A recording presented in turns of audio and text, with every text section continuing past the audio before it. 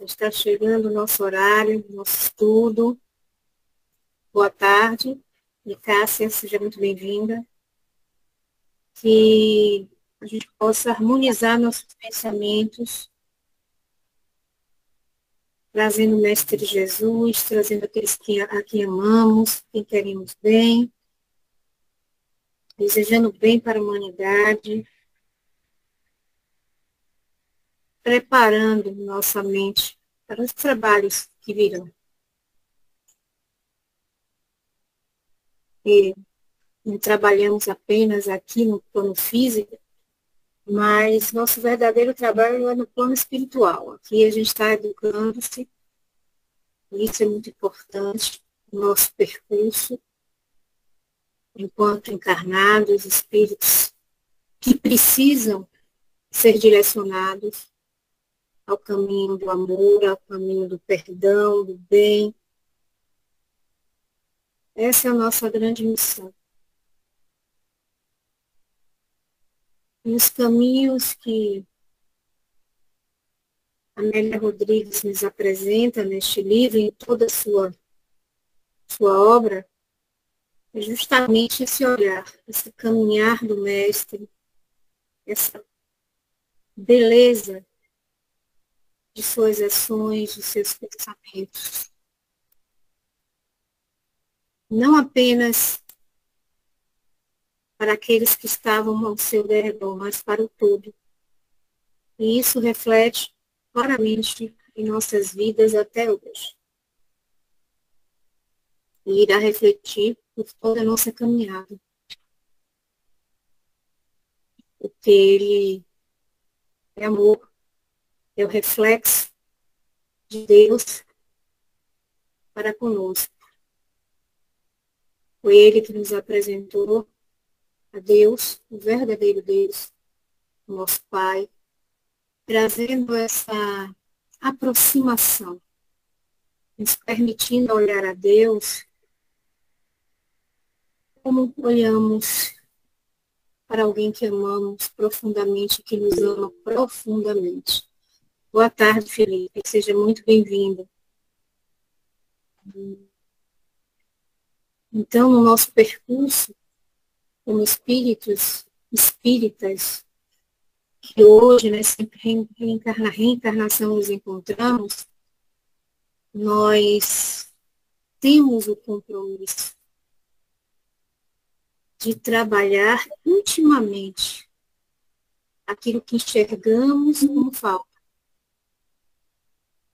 transformando no bem, conscientes que não venceremos todas as nossas imperfeições, que demandam muito tempo, mas felizes por aqui estar, com a força, a coragem de lutar para nos transformar.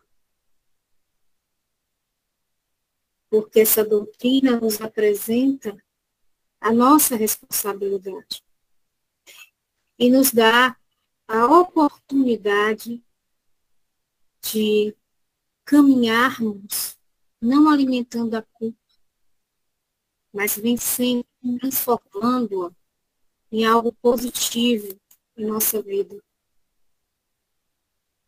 Então, é um tempo precioso esse em que nós estamos. No momento em que o planeta está vivenciando a regeneração e ao qual é imprescindível que nós aqui estejamos ajudando uns aos outros, crescendo uns com os outros, sendo exemplos uns para os outros.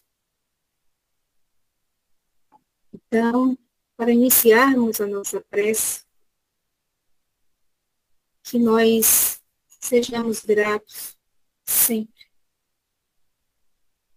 ao Pai, a Jesus, a espiritualidade que trabalhou, que nos auxiliou, que nos colocou onde nós devemos estar neste momento. Que essa luz que chamamos Jesus essa preciosa luz de amor nos envolva a todos e que tenhamos a coragem de dar cada dia um novo passo em sua direção. Que assim seja. Muito bem-vindos àqueles que entraram no momento que eu estava aqui fazendo a prece. E Jesus nos fortaleça nesse momento, em todos os momentos, a toda a humanidade, a todos os nossos irmãos, porque lembremos, não estamos sozinhos. Estamos todos aqui acompanhados. Boa tarde, Elvira, Célia. Sejam todos muito bem-vindos. Boa tarde, Andréa. Nós estamos estudando o segundo capítulo, né? Os caminhos de Jesus, que é pelo Espírito Amélia Rodrigues, psicografia de Divaldo Franco. E nós temos como expositora nossa irmã Adriana Rodrigues, seja muito bem-vinda. Ela é de Piripiri, Piauí, e atua como diretora de unificação da FEP, Federação Espírita Piauiense, em Teresina. Espero que eu tenha falado corretamente. Seja muito bem-vinda. Esse é um dia em que nós tiramos um momento para estudar a Amélia Rodrigues, o propósito. Ela é uma poetisa, sem dúvida nenhuma, que nos retrata com perfeição, né? Aquilo que a gente não consegue, às vezes, encontrar em determinados livros. Então, que a Amélia Rodrigues e sua equipe espiritual intua para que você possa passar tudo aquilo que ela ali transcorreu no livro. Seja muito bem-vinda, minha irmã. Fique à vontade. Oi, gente, boa tarde. Queria de mais nada agradecer a Juscelia pelo convite, a toda essa equipe maravilhosa que está aqui conosco para a realização dessa atividade. É uma satisfação muito grande estar compartilhando esse momento aqui de aprendizado com vocês. Nós estamos aqui diante de uma das obras da Amélia Rodrigues, como todas as suas obras, carregada de muita poesia, mas também de muita informação. Nós temos especialmente nessa obra a revisitação de Amélia Rodrigues, ela revisita os ensinamentos de Jesus, atualizando esses ensinamentos para o mundo em que nós vivemos. E aí é muito interessante, né, quem não leu a obra que está aí, que ainda não começou a ler, seria interessante ler ali a introdução, né, ler o primeiro capítulo, para a gente ir acompanhando o desenho poético que a Amélia Rodrigues faz, né, das atividades, da vida e dos exemplos do Cristo. Então, para a gente começar, eu gostaria que a gente pensasse um pouquinho a respeito do título que ela deu para esse capítulo. Por quê? Porque nenhum título aqui é à toa, né? Eles não estão aqui por acaso. Esses títulos foram pensados com muito carinho, com muito cuidado. Às vezes a gente não consegue compreender olhando o capítulo, mas a gente compreende olhando toda a obra, o conjunto inteiro da obra, a introdução, os seus capítulos. Então, seria interessante a gente pensar por que a Amélia Rodrigues decidiu dar para esse capítulo o título de A Grade de Luz, tá? Para a gente pensar um pouquinho sobre isso. Porque para que serve uma grade? Dependendo da nossa perspectiva, de quem está do lado de dentro, a gente pode pensar que uma grade serve para aprisionar, porque quem está do lado de dentro está preso. Mas se a gente pensa por uma outra perspectiva, e se nós pensamos que a grade serve para nos proteger, a gente compreende por que ela colocou o título aqui, Grade de Luz, se a gente pensa no mundo atual em que nós vivemos. Nesse cenário todo que a humanidade, esse cenário muito confuso, às vezes atropelado, de muitos equívocos, de muito desengano, onde aparentemente o materialismo tem dominado a maior parte das criaturas, pensar em uma grade de luz é pensar sobre a perspectiva da proteção. Nós estaríamos cercados, digamos assim, por essa luz, portanto, protegidos, né, de alguma forma. Então, será interessante a gente pensar sobre essa perspectiva. Por que que a Amélia Rodrigues inicia esse capítulo dando a ele o título de Grade de Luz? Para que, ao final dele, das nossas reflexões, nós possamos construir a nossa interpretação pessoal, a nossa compreensão pessoal para o contexto da vida que nós vivemos. Ela começa o texto dizendo assim: a Galileia era o lugar ideal. Por que que a Galileia era o lugar ideal? E ela vai fazer uma descrição geográfica da paisagem da Galileia, aquela região feliz, verde, ali às margens do Lago de Genezaré, né, um povo simples, que, como ela mesmo diz, confiavam de coração. Por que que a Galileia era o lugar ideal para Jesus começar o seu messianato, para Jesus iniciar a sua grande missão, para o Cristo começar a tarefa de regeneração do coração humano? Por que que ali era o lugar ideal? Talvez o ponto mais importante dessa afirmação dela nos remeta ao fato de que a maior parte da população da Galileia era gentil, não era judia. Não estava, muitas vezes, contaminada pelos rituais, não estava contaminada pelos fariseus, não estava contaminada pelas aparências exteriores. E a Amélia Rodrigues diz que era uma gente simples, era uma gente que confiava de coração. E aqui seria importante a gente parar para pensar o que é confiar de coração.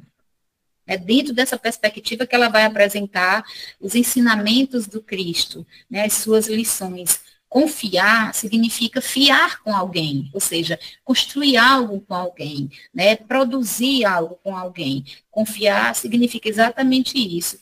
E coração seria a ação da coragem. Então, era aquele povo que tinha capacidade não só de construir algo, né, e ali de maneira simples, construir essa relação, construir essa interconexão, a gente atualizasse nossa linguagem, né, estabelecer um Wi-Fi com Deus de maneira simples, apenas pelo sentimento do coração, sem os rituais dos fariseus, dos sacerdotes. Então, ali era o lugar ideal. Por isso que ela diz que foi exatamente ali que Jesus escolheu para passar os 30 anos da sua caminhada, porque ele nasceu em Belém. Mas como é que nós conhecemos Jesus? Jesus da Galileia.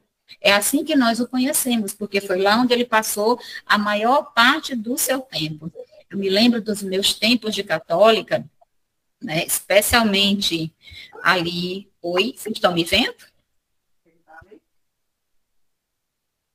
De repente apagou tudo para mim. Sim, ficou paralisada a imagem, mas a gente está te escutando bem. Ah, porque para mim ficou tudo escuro de repente. Espera aí, deixa eu ver se não está pronto, retornou. Então, Jesus ele é conhecido como Jesus da Galileia, justamente porque foi lá onde ele viveu a maior parte da sua vida. Ele saiu criança ainda, né, de Belém, e aí foi viver naquela região. Foi ali onde ele executou a maior parte das suas atividades. Então, a Amélia Rodrigues, ela inicia o texto descrevendo essas terras da Galileia, e aí, se a gente for lembrar, né, eu estava comentando com vocês que quando eu falo de Jesus da Galileia, eu me lembro muito do meu tempo de católica, de uma música do Padre Zezinho, que fala justamente, o título da música é Um Certo Galileu. Que conta essa narrativa, e ele conta em música, em formato de música, e isso que a Amélia Rodrigues está contando aqui, essa caminhada dele pela Galileia. Então, ela descreve ali a Galileia, e ela fala do povo que vivia das gentilezas da terra, porque era uma terra muito farta, porque embora a gente tenha ali o mar da Galileia, na realidade aquele é um lago de águas doces, né? E ele é tão extenso, tão gigantesco, que as pessoas o denominam como mar. Então, ela diz ali, o mar, que é um lago de água doce, medindo 12 milhas e meia de comprimento e 7 milhas e meia de largura, no seu espaço mais aberto parece uma turquesa imensa encravada na montanha a refletir o céu. Ela está descrevendo a geografia daquela terra e descrevendo o povo. E ela diz, foi essa região que ele escolheu para o seu ministério, conforme está lá no capítulo 4 de Mateus. E ela descreve, então, a passagem de Mateus que diz assim, depois começou a percorrer toda a Galileia, ensinando nas sinagogas, proclamando a boa nova do reino e curando entre os povos todas as doenças e enfermidades. Aqui, gente, às vezes a gente lê as coisas e a gente passa meio batido, mas aqui, especialmente nesse trechinho de Mateus, na tradução aqui trazida, né, na leitura trazida por Amélia Rodrigues, ela coloca todas as doenças e enfermidades. Então, uma coisa são doenças, outra coisa são enfermidades.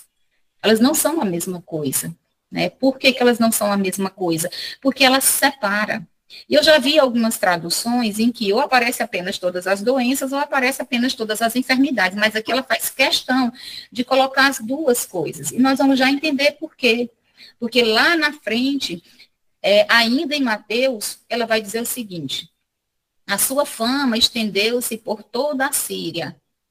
Aí eu lembro de novo do Padre Zezinho, que ele dizia assim: sua fama se espalhou e todos vinham ver. Né, na música lá, Um Certo Galileu. Então, ela traz aqui a notícia de que Jesus foi sendo divulgado, difundido por toda a Síria, e não havia nessa época nem WhatsApp, nem Instagram, nem TikTok, nada, né? Era o boca a boca. Então, ele foi ficando famoso, ganhou fama, como ela diz, e toda a Síria, que ali era o centro de conflito político e cultural daquela região. Por quê? Porque a Síria vivia em conflito com Israel.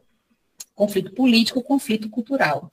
Então, a gente tem aqui a fama de Jesus foi se espalhando ali pela Síria e traziam-lhe todos os que sofriam de qualquer mal, os que padeciam de dores e de tormentos, os endemoniados, os lunáticos e os paralíticos.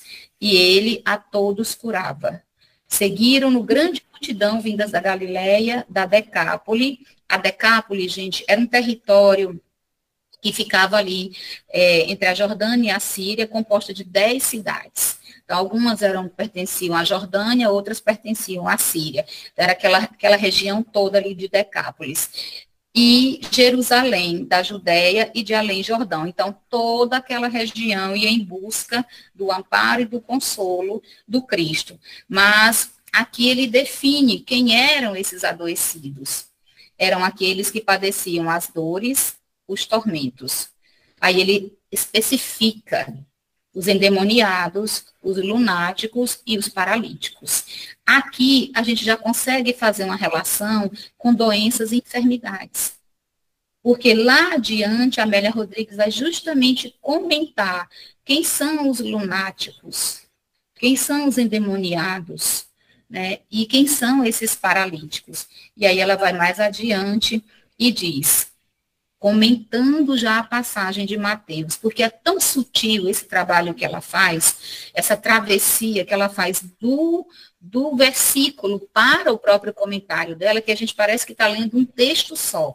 Então, ela diz assim, a dor dos que padeciam, né, qualquer mal, a dor que a uns indivíduos a selvaja, ou seja, que em alguns indivíduos vira revolta, em outros dulcifica.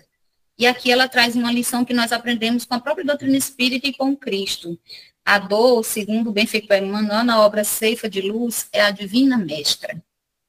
Ela é a grande mestra da nossa caminhada, da nossa jornada, é a grande mestra. Mas a dor, ela, para nós, surge como instrumento pedagógico em toda a nossa caminhada evolutiva. Ela é o instrumento da pedagogia divina. Então, a dor que provoca a revolta é a dor que volta. Porque o que é a revolta? É a volta daquilo que eu estou reclamando. É a dor, é a volta daquilo contra o qual eu estou me desesperando. Então, revolta, a própria palavra é autodidática. Revolta é pedir de volta aquilo que já passou. Então, se a dor se apresenta como revolta, ela deixa de ser instrumento de aprendizado, porque a dor necessita, como instrumento pedagógico, construir em nós ressignificação. Ela é um instrumento de ressignificação, ressignificar a caminhada, ressignificar a jornada, ressignificar os nossos processos, ressignificar as nossas experiências, as nossas atitudes. A dor é esse convite. Então, ela já deixa aqui uma lição que é curtinha, é uma linha só, mas que traz assim, uma grandiosidade para as nossas reflexões em torno da nossa própria caminhada. Porque quando ela diz, falando da dor, que a uns aselvaja, a outros dulcifica, ela está nos convidando a pensar, a meditar. Como é que nós estamos lidando com as nossas próprias dores? As nossas dores têm se transformado em revolta, ou as nossas dores têm sido instrumentos de ressignificação da nossa caminhada? E aí ela continua dizendo, sempre presente no organismo social de todas as épocas, a dor é parte integrante da vida do homem, fenômeno biológico de desgaste emocional, de reajustamento. O que é a dor? A dor é um instrumento de reajustamento. O que é a dor? É um fenômeno biológico do desgaste da própria vida. O que é a dor? Ela encerra essa oração dizendo, é impositivo de evolução. Ou seja, a dor é esse instrumento da evolução. É instrumento da pedagogia divina. Se a Terra é uma escola, a dor é o instrumento que essa escola utiliza para que nós possamos evoluir. Então, nós podemos dizer que a dor é um instrumento de progresso, né? Quando nós recebemos esses desafios, essas crises, esses processos, com esse propósito de ressignificar a caminhada, de ressignificar comportamentos, de ressignificar atitudes. E aí ela continua dizendo, quando o amor se recusa à realização do progresso, ou seja, quando nós nos recusamos ao amor, à vivência do amor, à experiência do amor, e nós aprendemos na doutrina espírita, pelo menos foi o que eu aprendi com Allan Kardec, que o amor é a caridade. E a caridade é esse amor em ação. E a caridade é o bem, é a beneficência, a indulgência e o perdão. Né? Esse é o amor que nós aprendemos com Kardec e com Jesus. Se nós nos recusamos à vivência do bem, se nós nos recusamos à vivência do perdão, da indulgência, se nós recusamos o convite do amor para a realização do nosso próprio progresso e para auxiliar no progresso da humanidade, o que acontece? A dor nos convida, a dor nos arrasta, a dor, diz aí, nos propele à conquista desses valores. Ou seja, nós iremos evoluir de qualquer maneira, iremos evoluir de qualquer forma. Nos resta escolher o caminho pelo qual nós realizaremos essa evolução, se será pelo amor ou se será pela dor. E a Amélia Rodrigues vai falando isso assim de maneira muito carinhosa, né? Muito poética, na grande maioria das vezes. Então, ela diz, variando de dimensão na escala das necessidades. Gente, olha isso aqui. Se a gente parar para pensar, a Amélia está dizendo para a gente que a dor, ela vai variar, essa dor, ela vai variar na nossa caminhada progressiva, na nossa caminhada evolutiva. Ela vai variar de acordo com uma escala de necessidades. Então, imagina assim, se cada um de nós, quando renasce, nós trazemos conosco um planejamento único, individualizado, personalizado para a nossa encarnação, se nós trazemos esse projeto para a nossa caminhada, para a nossa encarnação, para a nossa melhoria, dentro desse projeto, dentro dessa jornada evolutiva que todos nós recebemos de maneira individualizada, há uma escala de necessidades. Há uma escala de necessidades. Todos nós temos aí uma escala de necessidades para evoluir. Então, essa dor vai variar na nossa caminhada, na nossa vida, de acordo com a escala de necessidades. Ou seja, talvez eu tenha mais necessidade de algumas dores do que outras criaturas que eu conheço. Então, às vezes eu me pergunto assim, meu Deus, por que eu sofro tanto? Por que as coisas não dão certo na minha vida? Por que essa caminhada está tão difícil? E aí a gente ouve a Amélia dizendo que a dor, ela vai surgir na nossa vida segundo a escala de necessidade da nossa evolução. Isso é muito reconfortante. Assim, não é porque Deus esqueceu de mim, não é porque eu sou ruim, não é porque eu estou sendo punido, não é porque eu estou sendo castigado, é porque há ali uma escala de necessidades para a minha evolução.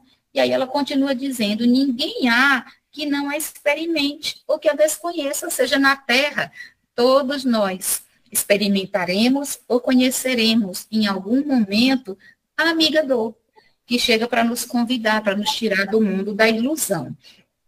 E aí ela permanece, o texto vai adiante e diz: não será de estranhar que as criaturas, diante de qualquer indivíduo que as convoque a uma mudança de comportamento e lhes fale da imperiosa busca de Deus, não apresentem as mazelas e aflições, a fim de se sentirem menos sobrecarregados, portanto, mais predispostas a ouvirem a mensagem.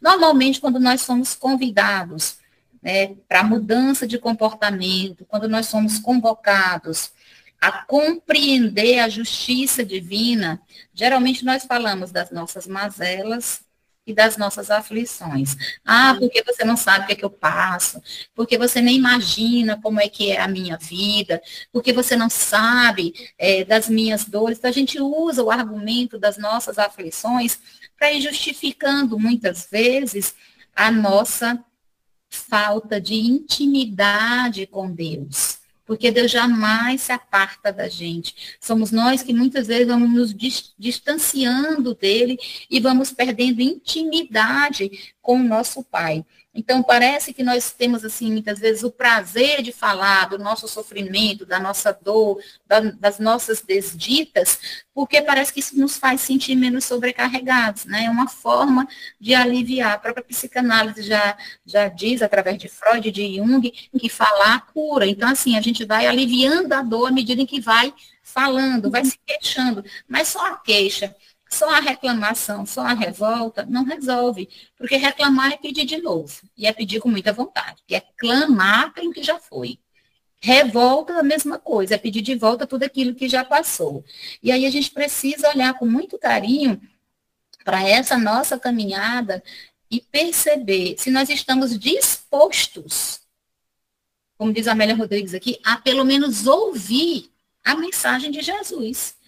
Porque muitos de nós passamos séculos dentro das igrejas católicas, séculos envolvidos com o cristianismo, e estávamos lá ouvindo a mensagem de Jesus, mas nossos ouvidos eram ouvidos de mercadores, né? Entrava por um ouvido e saía pelo outro. E aí ela diz: o estômago afaimado, né, com fome, dificulta a atenção de outro assunto que não seja o pão e impede o raciocínio. A enfermidade que enfraquece as resistências físicas e morais não permite o discernimento que esclarece e guia com segurança.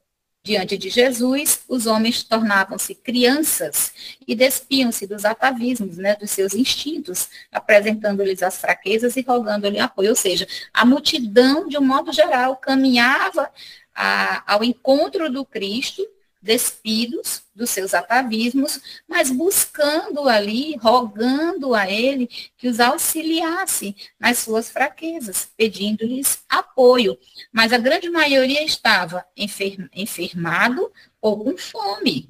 Então, ela diz aqui, o estômago vazio dificulta a compreensão. O adoecido não está preocupado com a mensagem, ele está preocupado com a cura. Mas o Cristo, diz ela, passeava a sua misericórdia sobre as humanas tristezas e espalhava alegrias e responsabilidades. Olha como isso é interessante, porque mesmo que a gente tenha, naquele momento, corrido atrás do Cristo, implorado a cura para as nossas doenças, ainda que com fome, na vida miserável, ainda que adoecido, Jesus, ele não escolhia, não selecionava, ele derramava a sua misericórdia sobre todos, mas ele espalhava, como a Amélia diz, misericórdia sobre as tristezas, e espalhava suas alegrias, mas também deixava cada um daqueles que recebeu dele, do Cristo, a alegria da cura, a alegria da reconstituição de um corpo enfermiço, a alegria da cura de um processo obsessivo, com todos esses processos e também as responsabilidades. Adquiriam-se as responsabilidades. E aí ela diz, somente poucos o entendiam, o que é lamentável. E talvez nós estivéssemos ali naquele meio, né? O que é muito lamentável. O contato com ele deveria mudar o rumo das vidas. O simples contato com Jesus deveria mudar completamente o rumo da nossa existência. E eu me lembro de Públio Lentulus, que encontrou com o Cristo, que teve a oportunidade de mudar completamente o roteiro da sua vida. Então, o contato com ele deveria mudar o rumo das vidas. Nem todos, porém, que o buscavam, após os benefícios recebidos, o seguiam. Isso não é muito diferente do mundo de hoje. Nós muitas vezes nos desesperamos em determinadas situações e recorremos a Deus, recorremos ao Cristo, e logo que recuperamos, seja a saúde, seja a dignidade financeira, seja o equilíbrio, nós esquecemos de Jesus. Então, ela diz, desatentos e ansiosos iam além para retornarem ao seu inefável amor nos amanheceres do futuro, em outras reencarnações. Ou seja, nós que tivemos com Cristo e fomos desatentos aos seus ensinamentos, estamos encontrando, buscando reencontrar com Ele agora, através da doutrina espírita, que é o seu Evangelho redivivo. Então, ela lembra aqui, a Amélia, né, que todos nós que o vimos, ou que fomos por ele socorridos, muitos de nós estamos de volta, buscando arrancá-lo da memória longínqua para os momentos presentes. E estamos de volta falando sobre eles. Olha, isso aqui me deixou muito tocada particularmente, né? Porque nós falamos do Cristo o tempo inteiro, o tempo todo, nos nossos estudos, nos nossos momentos de trabalho, muitas vezes em nossa casa, nas nossas atividades rotineiras. Nós estamos tentando resgatar ele da nossa memória, falando sobre ele. Aí eu me lembro de Francisco de Assis, que aconselha aos seus companheiros de jornada que saiam para pregar o Evangelho. E quando for necessário, usem palavras. Por quê? Porque a gente precisa falar com a atitude. E aqui ela nos diz que nós ainda falamos sobre ele, buscando resgatar ali a memória. Então, ela lembra mais adiante que quem conheceu Jesus jamais o olvidará, e dele não mais se libertará. Ou seja, nós estaremos gradeados pelo Cristo. Aí vem lá para a grade de luz. A partir do momento que a gente entrou em contato com ele, ele se torna nossa grade de luz. Jamais nos apartaremos. Aí é que a gente pode pensar, seremos prisioneiros do Cristo, prisioneiros da sua luz, né? E isso é maravilhoso, porque não importa o tempo que passe, diz Amélia Rodrigues, impregnado pelo seu amor, retornará à sua presença como um rio coleante entre as anfractuosidades do terreno, buscando o mar do qual se separou. Jesus é o grande mar, do qual nós, pequenos rios, muitas vezes nos separamos. Então, aqui, nós estamos nessa caminhada do encontro com o grande oceano do amor divino, que é o Cristo para todos nós. E, se eu não me engano, a Joana de Anjos tem um texto lindíssimo que fala justamente sobre isso, que todos nós estamos caminhando para a nossa fatalidade, que é o encontro com o oceano do amor divino, que é o Cristo, né? Nos reencontrarmos com ele. E aí, ela mais adiante vai falar das questões imediatistas, porque ela diz, não obstante ingênuos, os galileus pensavam nas questões imediatistas. Não parece muito com a gente? Parece, gente. Parece que está falando da gente. Olha, a gente estava preocupado com as coisas do dia a dia, com as coisas do lar, com o repouso, muitas vezes com aquela devoção religiosa que vai para o templo só no sábado cumprir o compromisso, ou vai só no domingo. Mas esses galileus, que podem muito bem sermos nós, na atualidade, não aspiravam a mais alto e amplos ideais, porque não os necessitavam, não sentiam a necessidade, não estava ali dentro da sua escala de necessidades. Vamos pensar que a gente tem no nosso cotidiano, no nosso dia a dia, uma escala de necessidades.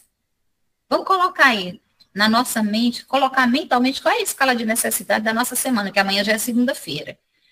Se a gente pensar nas nossas escalas de necessidade para segunda-feira, onde é que está Deus na escala de necessidade? Onde é que está o Cristo na escala de necessidade? Porque a gente começa assim, amanhã é segunda, tem que acordar cedo, muita gente já levanta às 5 horas da manhã, vai para a academia, é uma necessidade, escala de necessidade, presta bem atenção. Toma seu café da manhã, vai para a academia, chega da academia, vai para o trabalho, depois do trabalho almoça, sai do almoço, vai pegar a criança na escola, ou então vai deixar a criança na escola, ou então vai pegar alguém em algum lugar, vai para o trabalho novamente, chega em casa à noite, está cansado, tem que preparar tudo, o janta e a comida do dia seguinte, e a escala de necessidade, ela vai acontecendo. E onde está Deus?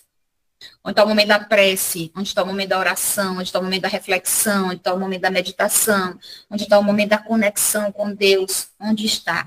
Entende? Escala de necessidade. Como é a minha escala de necessidade para o meu dia a dia? A gente tem que pensar sobre isso, senão nós vamos passar pela vida assim, ó, igual os galileus. simplesmente sem aspirar nada de mais alto, sem ter amplos ideais. Aí ela diz, o pão, o vestuário, a família e a fé são apenas as necessidades de alguns, as mais prementes, né? E a gente coloca nessa ordem, comer, vestir, cuidar da família. Aí quando sobra tempo, eu vou para o culto no domingo, eu vou para a igreja, para a missa no sábado, e vou para o trabalho no centro espírita uma vez por semana, mas e a minha autoiluminação? E o meu processo de reconexão com Deus, que é individual. Então, ela vai continuando o texto dizendo, o verbo divino despertava os galileus para a vida, a conquista do país interior. Jesus está nos convidando o tempo todo para a conquista de nós mesmos, do nosso interior, de quem nós somos e de quem nós deveremos ser, né? Então, ela diz, ante a sua presença, alteravam-se a paisagem dos sentimentos. Diante de Jesus, nós deveríamos todos ter alterado a paisagem dos nossos sentimentos. A penetrante música dominava-lhes a pauta do coração e a partitura da mente, aberta aos sons sublimes. Então, diante de Jesus, de tudo que ele nos concedeu, através de exemplos, de ensinamentos, nós deveríamos pensar, sentir e fazer, como diz o grande educador Pestalozzi de Allan Kardec, pensar, sentir e fazer, tendo como modelo ele, o Cristo. Nós deveríamos alterar completamente o nosso modo de pensar, o nosso modo de sentir, o nosso modo de realizar as coisas, se nós já conhecemos Jesus. Deveríamos estar mais abertos, como diz aqui Amélia Rodrigues, para a canção do Evangelho de Jesus. E ela diz assim, o pão, refere-se ele aos ouvintes curiosos, atentos. Né? O Cristo dizia isso para a multidão que estava ao seu redor. Desgasta-se. E a fome retorna. A fome sempre retorna. Mas o alimento da alma, que é o conhecimento da verdade, nutre a alma para sempre. Como é que nós estamos nutrindo a nossa alma? De que é que nós estamos nutrindo a nossa alma? Qual é o alimento que nós estamos ingerindo para alimentar a nossa alma? A verdade, diz Amélia Rodrigues, que é essa que nós buscamos através dos ensinamentos de Jesus, o que é para aquele povo, que é a verdade para aquele povo que não aspira às grandes conquistas e se basta com o que tem e conforme vive. O que é a verdade? Quando nós nos conformamos, essa é a palavra, quando nós nos conformamos com a vida que levamos, quando nos conformamos com aquilo que temos, quando não almejamos de maneira nenhuma sair dessa zona de conforto, abandonar essa rotina massacrante da mesmice de todos os dias, quando esquecemos o processo de espiritualização da nossa própria caminhada. E aí ela continua um pouco mais à frente, falando dos puros de coração, que alienam-se dos dominadores pelo temor, embora estejam próximos pela servidão, que mais os afasta dele. Ela vai falar dessa questão aqui, gente, do alimento, né, da alma, porque aqueles que são indiferentes, e ela está falando dos galileus, aqueles que não ligavam muito para as rixas, para as brigas farisaicas, ou para os rituais dos fariseus, eles temiam os sacerdotes, que era uma forma, né, digamos assim, de alimentar a fé. Enganar, de maneira enganosa, achavam que temer aos sacerdotes, temer aos fariseus, era uma forma de alimentar a fé. Mas a Amélia Rodrigues vem nos explicar que eles estavam ali mais por medo, né, e por servidão do que por fé. E muitos de nós, muitas vezes, nos aproximamos de Deus, muito mais pelo temor a Deus do que pela verdadeira fé. A verdade, diz ela aqui, são o conhecimento de si mesmo, a autoafirmação no bem, a transformação pessoal para melhor, o incessante esforço de superação das imperfeições, a busca da vida eterna, que proporciona à nossa alma o que ela chama de saúde íntegra. Então, dentro desse processo de melhoria de nós mesmos, de renovação, É imprescindível conhecer a nós mesmos, a autoafirmação do bem, a transformação pessoal, a superação das imperfeições. Nós estamos fazendo isso no nosso cotidiano, né? A gente está fazendo isso no nosso dia a dia, e aí ela vai aqui já adiantando o texto, tratando daquelas criaturas que ela chama de puros de coração, que são as pessoas que muitas vezes trazem suas fés, suas crenças, mas não tem isso fundamentado na verdade, que vão pouco a pouco se aproximando ali àquela época de Jesus, porque estão enfermos, e chegam ali, como ela mesmo diz aqui no texto, os lunáticos, né, os endemoniados e os lunáticos. E tem, obviamente, aqueles que trazem as enfermidades do corpo físico. E ela diz, Jesus cura as enfermidades, fortalece as debilidades orgânicas, restaura o otimismo, compartilha do festival das dores humanas, levando todos a estado majestoso, altissonantes de ventura. Mas a variedade, como ela diz aqui, das injunções dolorosas, ou seja, a quantidade de dores espalhada ali entre os galileus e entre nós mesmos no mundo atual, é surpreendente. São as mais variadas formas de enfermidade e de doenças. Por quê? Porque nós somos herdeiros do nosso passado. Então, cada um de nós traz ali no seu pacote reencarnatório as enfermidades, os adoecimentos que nós herdamos de nós mesmos. Então, a gente inicia, quando encarna, ela diz aqui, a ceifa, né, a colheita, que reflete em nós mesmos aquilo que nós estamos semeando ao longo das nossas jornadas. E aí ela mais adiante diz, na movimentação dos labores de reequilíbrio das massas, que ela usa aí no texto, na azáfama de labores, né, que é essa movimentação, na movimentação ali dos trabalhos de reequilíbrio daquela grande multidão, que Jesus estava ali curando, aparecem os lunáticos, olha como é que ela define lunáticos, que a esquizofrenia ensandece, que a esquizofrenia enlouquece, e os endemoniados, que a obsessão subjuga. Porque os paralíticos são aqueles que estão adoecidos do corpo, pelo que ela coloca aqui no texto. Mas os lunáticos são os que o próprio espírito arruinou o equipamento mental.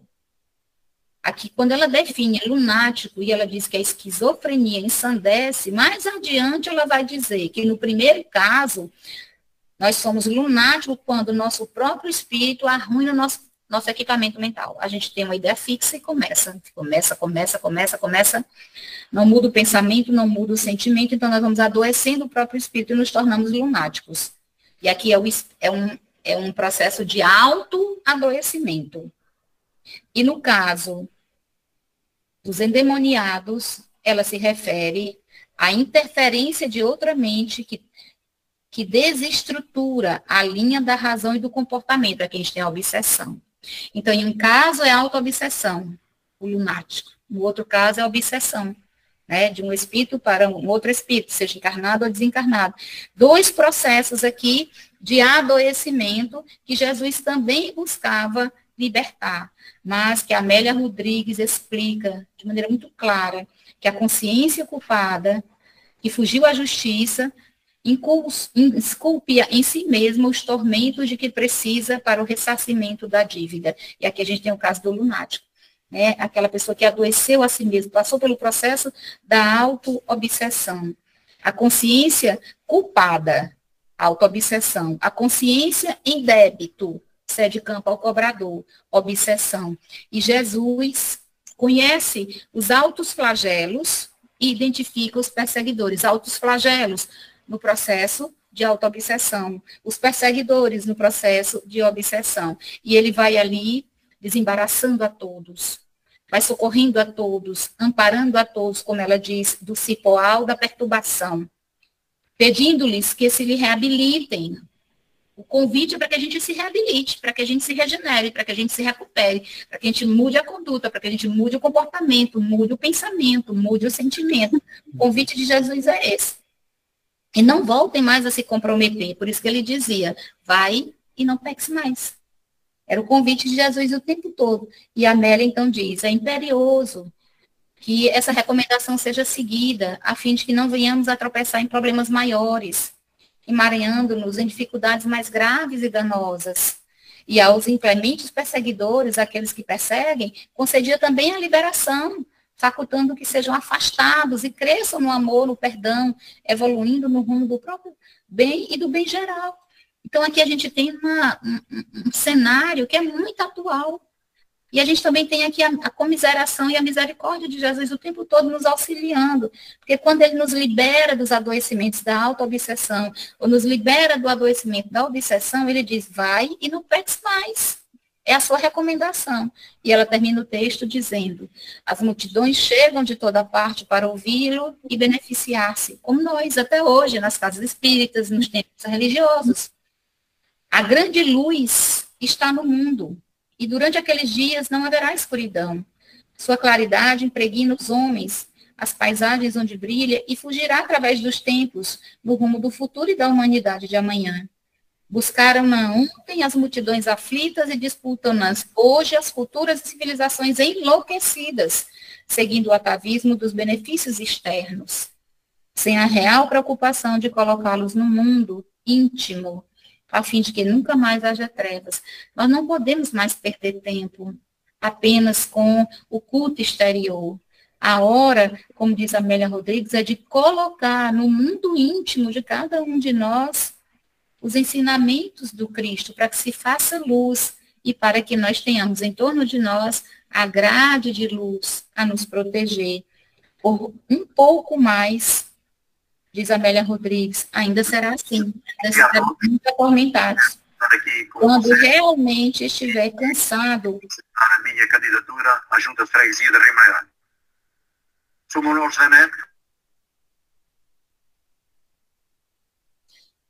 Quando realmente estiver cansado, o homem abrir-lhe a vida e Jesus o tomará de definitivo, auxiliando-lhe na liberação total. Já então não haverá problemas nem sofrimentos, e somente júbilos e paz. Mas, enquanto não aceitarmos Jesus no íntimo da nossa própria vida, ainda haverá trevas, como diz Amélia Rodrigues. Maravilhoso, né? O texto.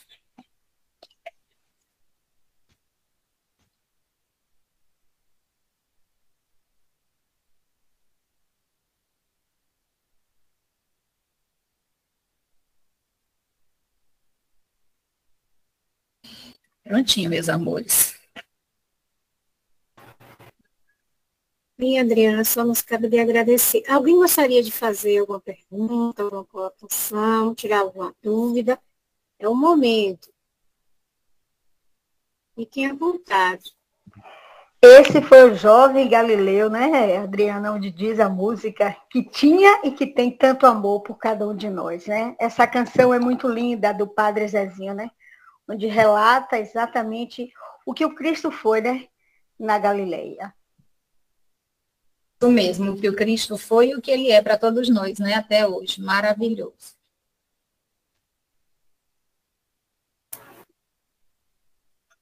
Mais alguém?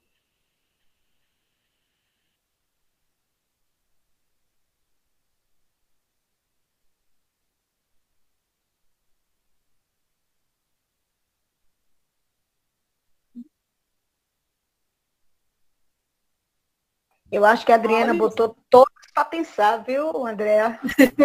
Estou achando também, Lenita. Todo mundo ficou assim em silêncio. Meditando. Meditando. Isso mesmo.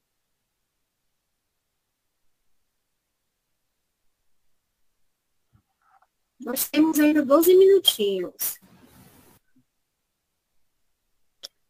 Eu percebo, Adriana, e demais companheiros que estão presentes, que os desafios daquela época, que Jesus nos trouxe os seus ensinamentos e que Amélia Rodrigues, ela nos passou esses ensinamentos, foram desafios muito grandes, em um momento, em uma época, onde tudo era mais difícil. Tudo era mais difícil, no sentido de questão, por exemplo, de entendimento, de tecnologia, de levar com clareza, ou passar com clareza esses ensinamentos, mesmo porque a mentalidade do povo daquela época ainda estava muito fechada, não tinha o desenvolvimento que muitos de nós temos nos dias atuais e a facilidade para compreendermos. Então, foram desafios muito grandes. Mas também, por outro lado, eu fico imaginando, enquanto você estava lendo, eu estava pensando e refletindo, pelo fato de ter ainda, não sei se como que eu vou colocar, mas assim, o tempo de atuação que Jesus teve ainda era muito próximo. Então é como se isso é eu pensando, né? É como se a energia de Jesus ainda estivesse tão entranhada naquele ambiente, no planeta. Não estou dizendo que agora não esteja, não. Que a Amélia Rodrigues, ela descreve com tanta amorosidade, que é como se aquela energia de Jesus desse força, não só para a Amélia, mas para tantas outras criaturas que estavam vivendo e convivendo naquela época, que talvez não percebesse essas dificuldades e esses desafios com tanta intensidade como hoje nós olhamos, ou eu, pelo menos, eu fico imaginando. Entendeu? É como se tivesse envolvido nessa atmosfera, nesse magnetismo ainda da energia do mestre. Passaram-se 2000 anos, nós estamos vivendo hoje, ouvindo essas lições hoje, 2000 anos. E muitas coisas aconteceram de lá para cá. Muitos envolvimentos com as coisas materiais envolveu a cada um de nós. E é como se, de uma certa forma, nos distanciamos dessa energia com o envolvimento das coisas materiais, entende? E isso é como se tivesse bloqueado boa parte dessa sensibilidade da maioria, por parte da maioria dos seres humanos. Eu não sei se eu criei confusão, mas eu fiquei imaginando dessa forma, sabe? Juscelia, eu entendi perfeitamente o que você está dizendo. E aí, para mim, me veio também uma seguinte reflexão. Quando a Amélia Rodrigues, ela chama esse capítulo de grade de luz, uma das coisas que me veio à cabeça quando eu vi a primeira vez esse texto foi justamente o convite dela para que nós voltássemos a nos tornar próximos desse Cristo. Trouxéssemos Jesus para dentro, para perto. Porque quando ela diz que o Cristo é essa grade de luz, ela está nos dizendo que nós devemos nos tornar prisioneiros dessa luz. E nós temos nos tornado prisioneiros de quê? Do materialismo, do imediatismo, da urgência de todas as coisas.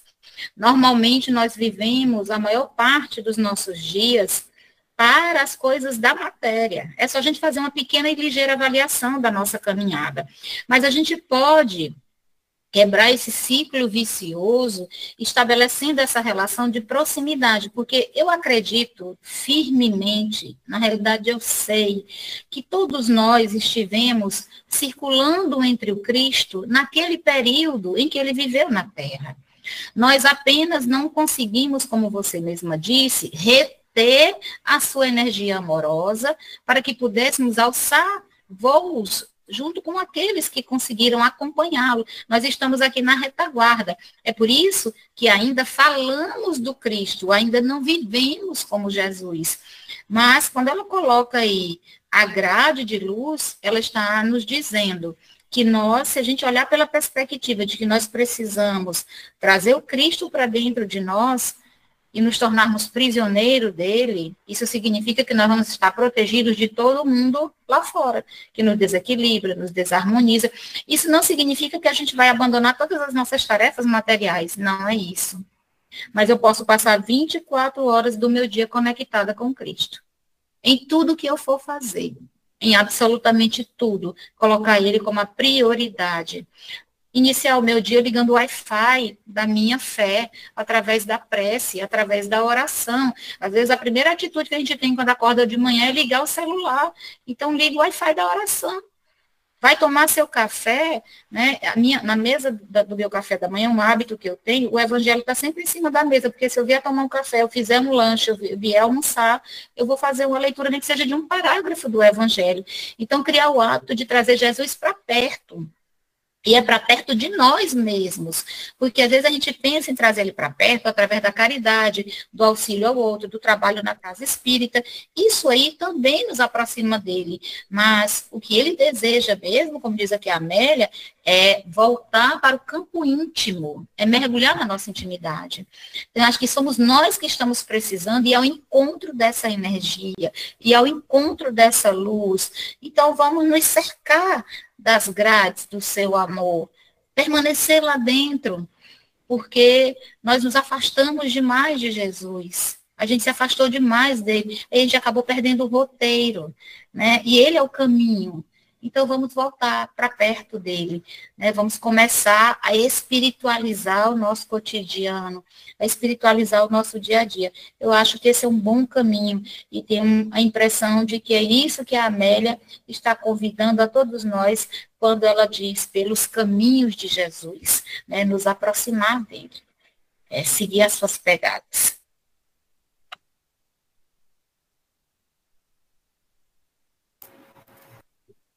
Mais alguém gostaria de falar alguma coisa, fazer alguma pergunta, tirar alguma dúvida?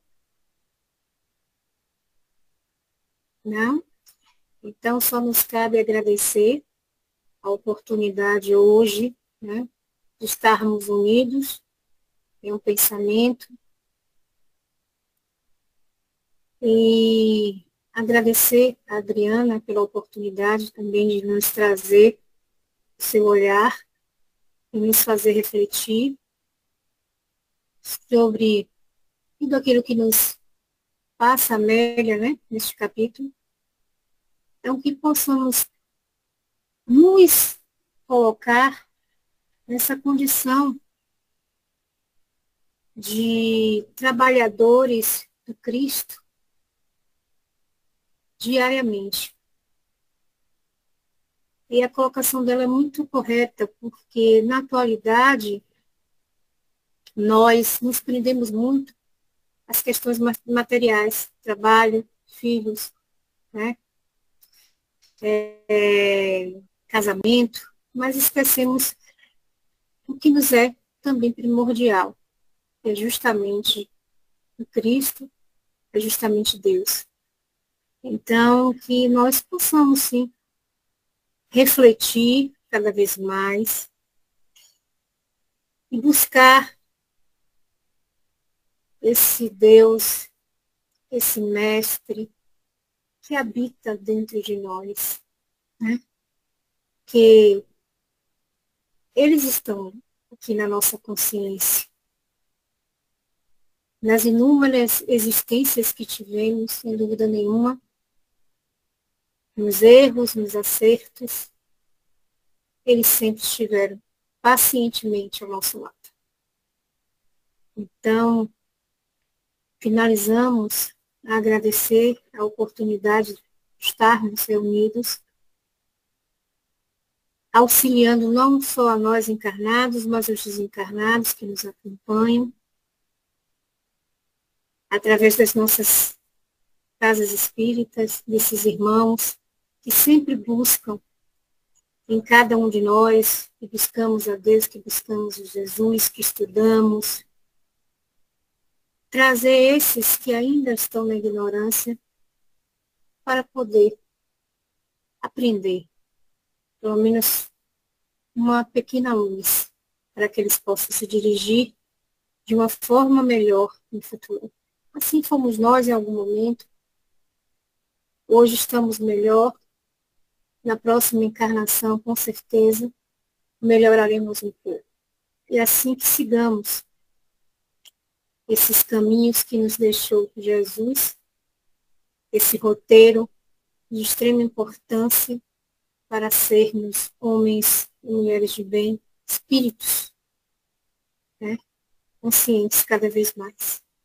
Que assim seja. Muita paz, muita luz. Uma excelente semana. Eu gosto de dizer de batalhas vencidas, porque a gente tem que entender que nós estamos aqui vencendo batalhas escolhidas por nós mesmos. Nós dificultamos a nossa existência, então nós temos que vencer a nós mesmos. Então, é uma semana sempre que surge alguma situação que nos leva a refletir e a gente tem que seguir em frente. Então, sigamos em frente, lembrando que o Mestre está ao nosso lado, sempre ao nosso lado. É assim seja.